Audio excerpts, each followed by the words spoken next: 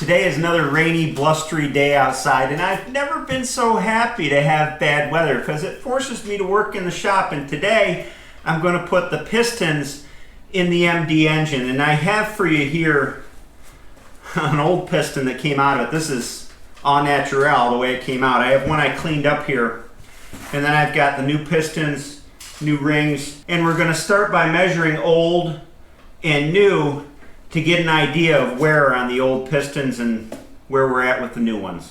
As with all things, I like to be deliberate when I undertake a job like this, so I'm going to start by measuring one of the old pistons that I've cleaned up. And let's do a top measurement first. Notice I'm measuring in the plane of wear, so when a piston wears in the cylinder, it's going to wear in this direction as it comes up and down the cylinder because it can rotate in this direction. That's where it's going to wear the most. This one on the top is 3.97. It's tough because it's so pitted up. It's about 3.975. Let me write that down. If we flip it over on the bottom,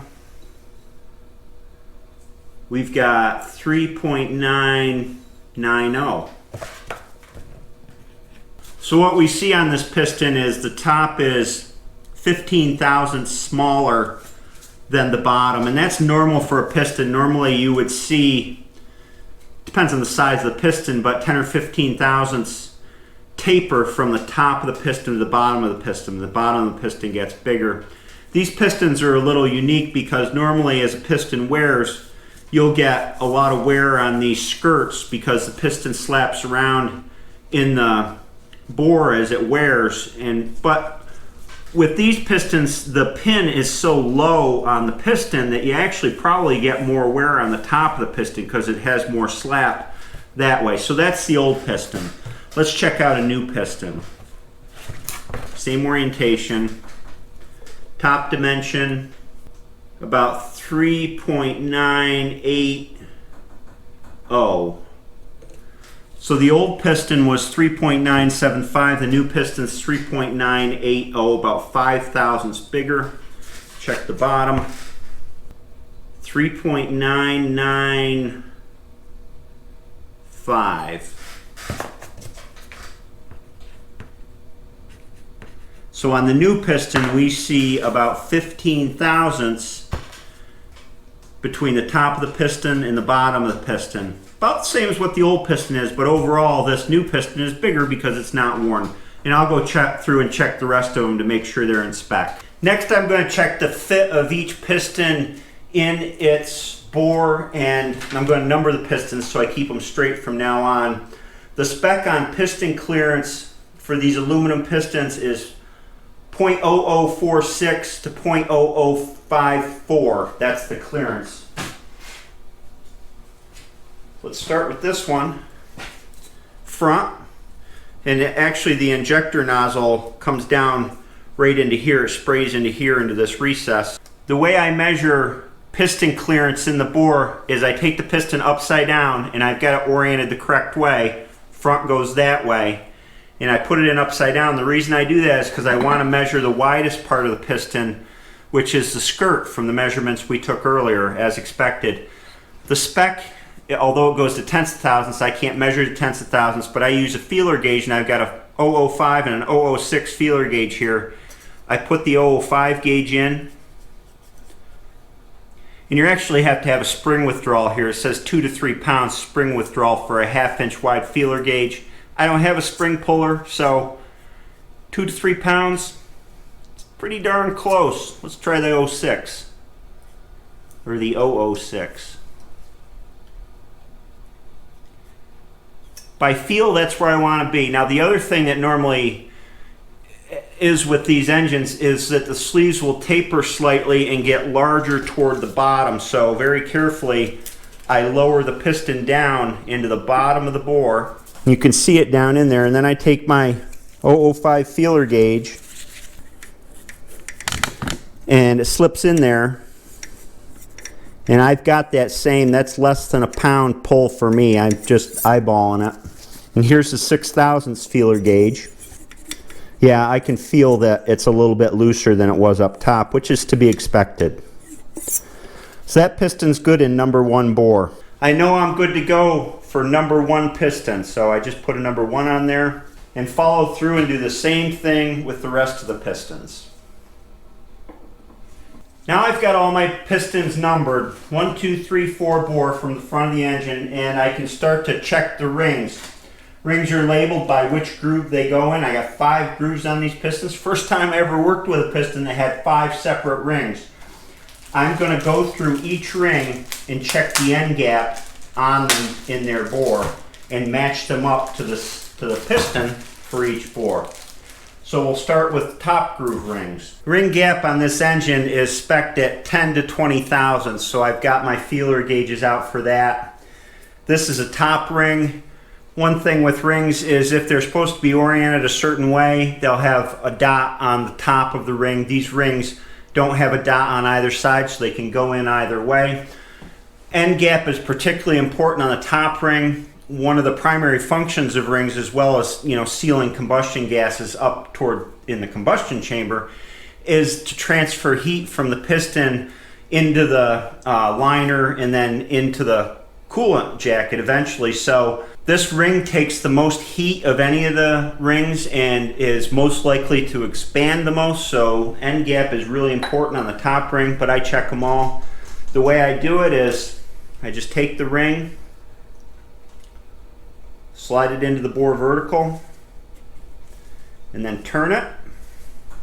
And then take the piston and put it in upside down, and I want to get that ring square in the bore.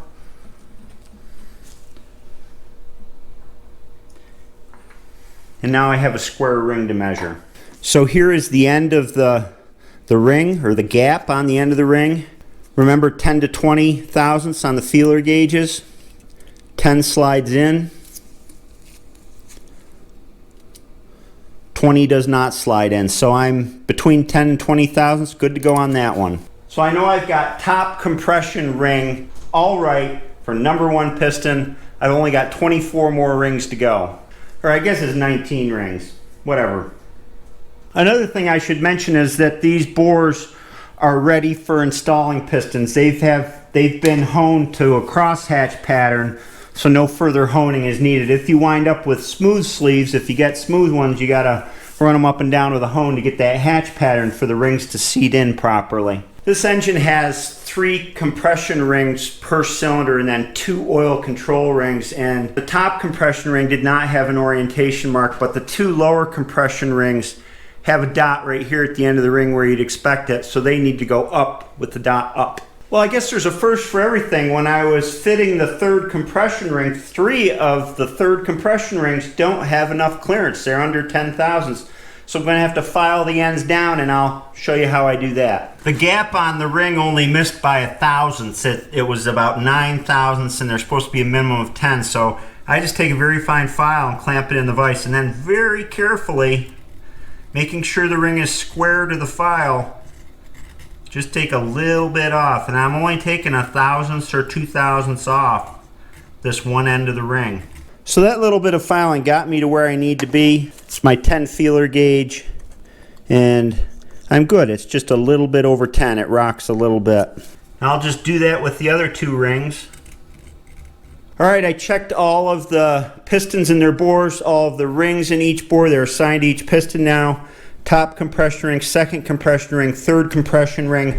I've got the 2 sets of oil control rings over here. I checked these 2 but found them to be non-specific to piston. And now it's time to assemble the pistons to the piston rods. When we put these together, we want to make sure we have them in the right orientation. So here's the number on the connecting rod. Number 1 goes toward the camshaft. There's the camshaft gear. The piston's labeled front, so the front goes this way, goes right on like this.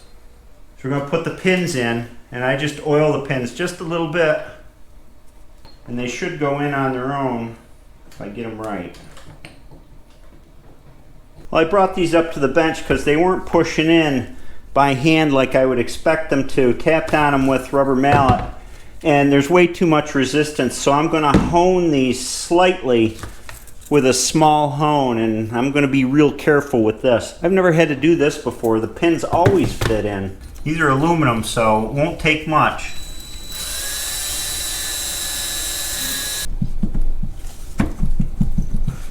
Almost there. Boy, that is surprising. I don't want any wiggle in those, so it's a real careful hone with a fine stone. Well, this is a new one on me. I guess this is what makes life interesting. I have never run into a situation where the piston pins wouldn't fit into the pistons before. Now, on every Farmall I've worked on, and this one included, the piston pin are what's called floating pins, which means they should have the ability to turn within the piston, and of course at the connecting rod it evens wear on the piston pins. So I honed these out and I did it in a bunch of small steps to get the fit that I wanted, which should be mostly a hand fit. It should press hard once you get aligned right with the hand and press right through instead of whacking on it with a hammer. And the trick is to get it there without it getting loose at all. You don't want any play side to side, and luckily I don't on this one. I just got 3 more to go, so it may take me an hour or 2 to get through this step. I've left these just a hair tight because I didn't want to err in the other direction, and as I remember when I pulled the old pistons apart, they required some hammer taps to get the pins out too. Different from a regular M, these rods actually have lubrication channels going through them. So from the rod bearing down here, there's a hole, goes up through here and lubricates the piston pin. I have not seen that on these old Farmalls before. This seems unique to the MD. Putting these clips that hold the pins in.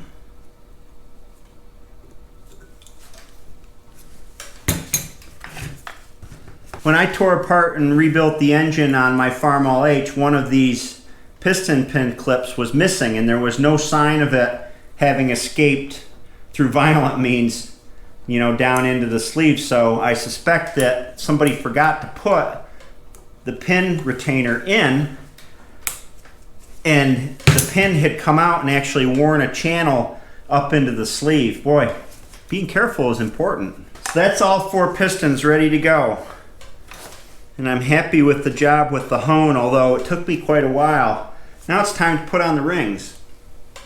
Putting the piston rings on is pretty simple. I start at the bottom and work my way up. And first we have this cast oil control ring. This one doesn't care which way it goes on, so I oil it up. You get to be sloppy with the oil now. Playing the oil. And then I've got my El Cheapo ring expander. See, it just goes in here like this. And then when you open it, see it expands the ring. And then you can fit it right down over the piston.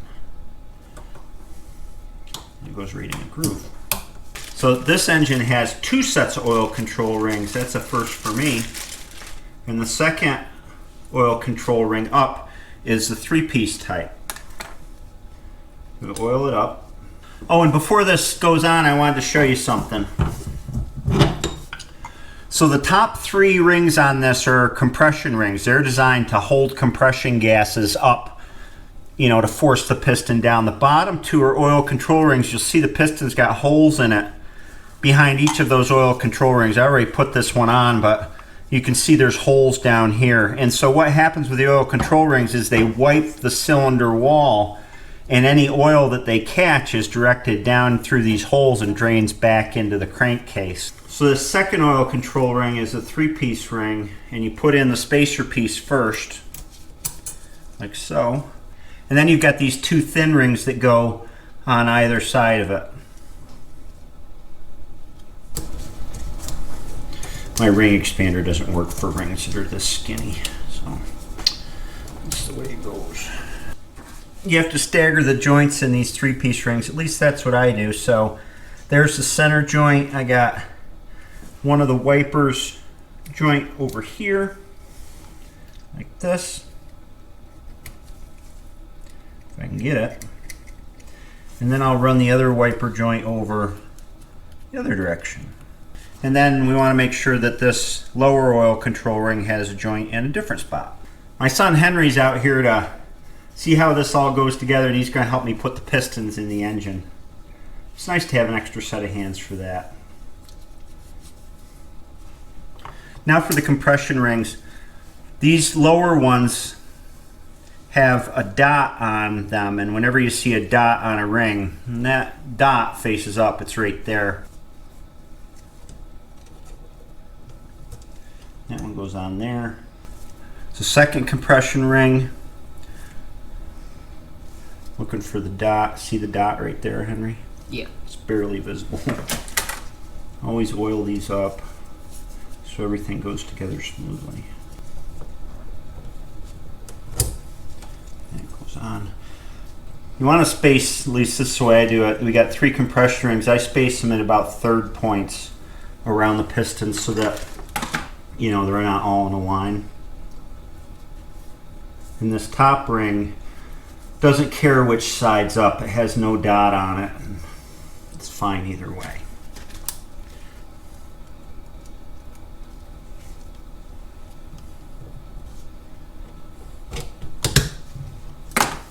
After I make sure I have all my rings staggered the way I want them, then it's time for the ring compressor. I gotta expand it.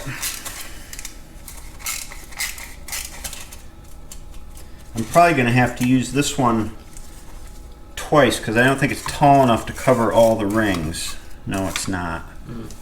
So we'll tighten her down.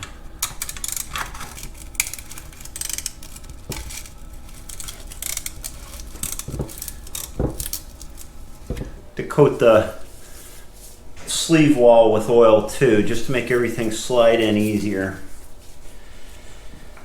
And then the piston sets in with the number here. This is piston number 4 toward the camshaft side, which is this side that we're on. And we very carefully, whoop, let's look at the crank first. The crank is all the way down on that journal, so we're good. Put her in here like this. And see there's a front, that way faces front. Now this is going to be a little tricky because our ring expander is a little bit too short. Well, I always use the butt end of a wood handled hammer to tap it. Let's see where we're at here. Yeah, and compress that first ring.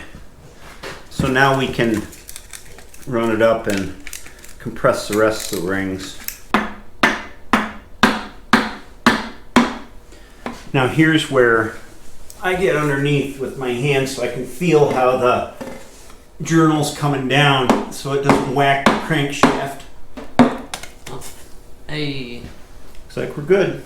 There's piston number 4 and we're going to turn the engine and put on the rod bearings and just see what the friction is before we go ahead with the rest. So Henry, you want to turn the crank there and we'll turn the engine over. Next we can fit the bearing shell into the end of the connecting rod, which is poking out under here. We flip the engine over and that just fits in here, and see you look for that tab to line up. And there's an oil hole that goes up to the top of the connecting rod. And you want to make sure that lines up.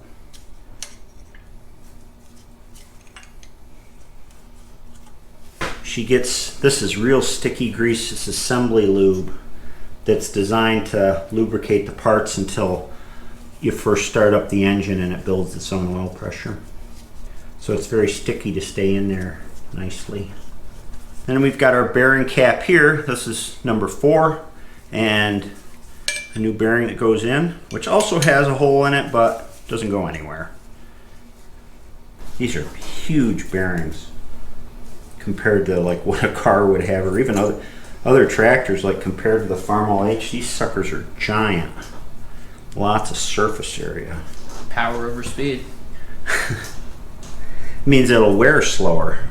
Next we can go ahead and put the bearing cap on. Unlike the other foldovers I had, all of the rod cap foldovers are shot, and I got to make new ones. I haven't made them yet, so we're just going to torque them down without the foldovers on it just to check clearances, and later on I'll make these. See, always align the number. There's the number 4.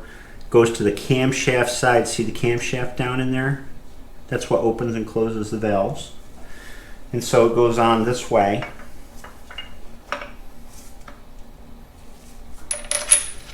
Then you put these on.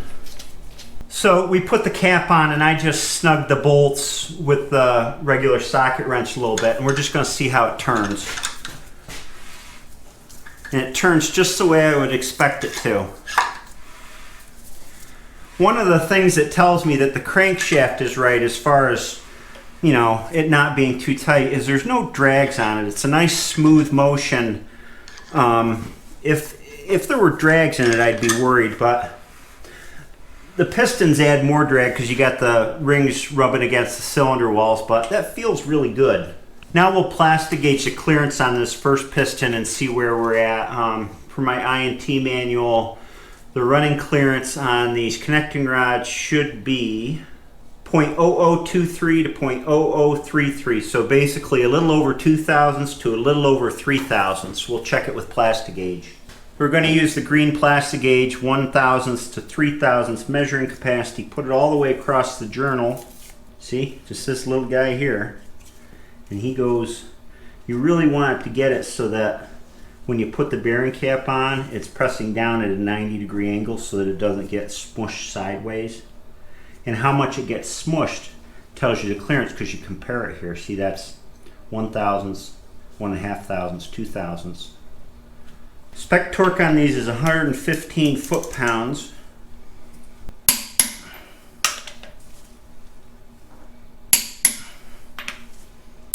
Then we take them right back off to see what the clearance is.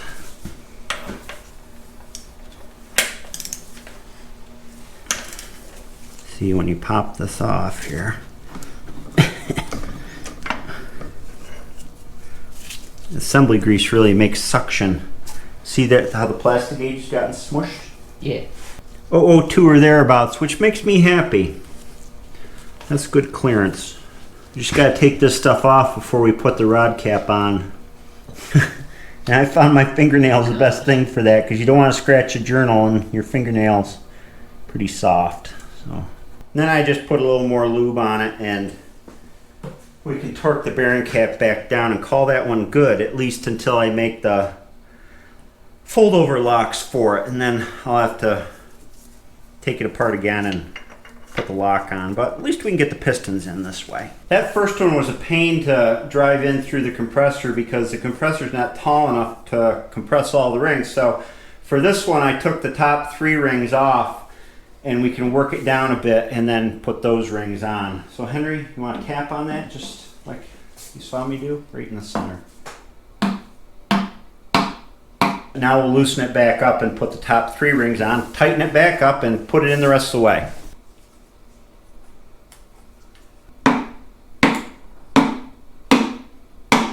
There we go.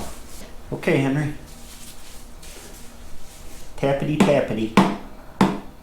You know, I had some people in the last few videos say that they needed a joke in the video. What do you think? I don't know. You don't miss them, huh? I wouldn't say I miss them, but I wouldn't say that I am entirely repelled to them. Oh, that's a major admission. All right, I'm going to loosen this up. You're not totally repelled by my jokes. I'll take that as a compliment. I get them where I can. Yahooey! Well, it wasn't easy, but all 4 are in. The engine turns all right. Of course, it's getting harder to turn with the ring drag from the pistons, but it feels good. Here's something that I think is amazing I want to show you. This piston is all the way down. So if it were the compression stroke, it'd be starting compression. So this is filled with air, and the piston comes up. At the top of its stroke, it's pretty much flush with the top of the block. Now, the head is also flat on the underside. So all that air is getting squeezed by the compression stroke up pretty much into this little cup. And that's it. That's an amazing amount of compression, and then of course the engine fires and everything starts headed back down again. A lot more than a gas engine. That's the difference between a gas and a diesel. It's all about compression. Thanks for the help, Henry. Yeah. Well, that's it for today's video. I'm glad we got the pistons in. It wasn't nearly as easy as I thought it would be. There was a lot of extra work, and I got between 5 and 6 hours just in putting the pistons in, and a lot of it was honing the pistons where the piston pins go in to get them to the right size. But I'm glad it's all together. We'll keep pushing that rope, and I'll see you next time.